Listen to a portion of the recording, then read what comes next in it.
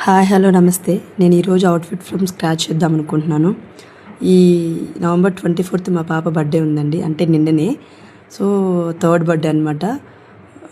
Last 2 years మదరాన్ని combo చేస్తున్నాం కదా, ఈ సంవత్సరం కూడా అట్లాగే ప్లాన్ చేద్దామని అనుకున్నాను.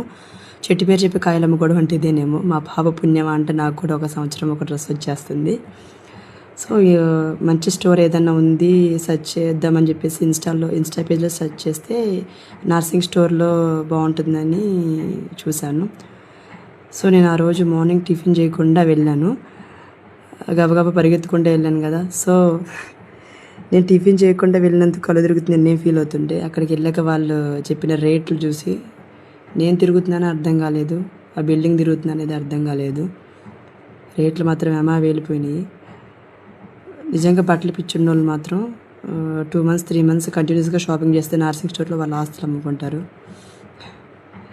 చూడండి మా అవుట్ఫిట్ ఎలా టర్న్ అవుట్ అయిందో. పాపకి ఎలా ఉంది, నాకు ఎలా ఉంది అనేది మీరు కామెంట్ సెక్షన్లో కామెంట్ చేయండి. అండ్ మా పాప అల్లరి బాగా ఎక్కువైపోయిందండి. మా పాపని అందుకే అమ్మకానికి పెడతా ఉన్నాను. ఎవరికైనా మా పాప కావాలంటే కానీ కామెంట్ సెక్షన్లో కామెంట్ చేయండి, అడ్రస్ పెట్టండి, మీ పార్సల్ వచ్చేస్తుంది. Thank you so much.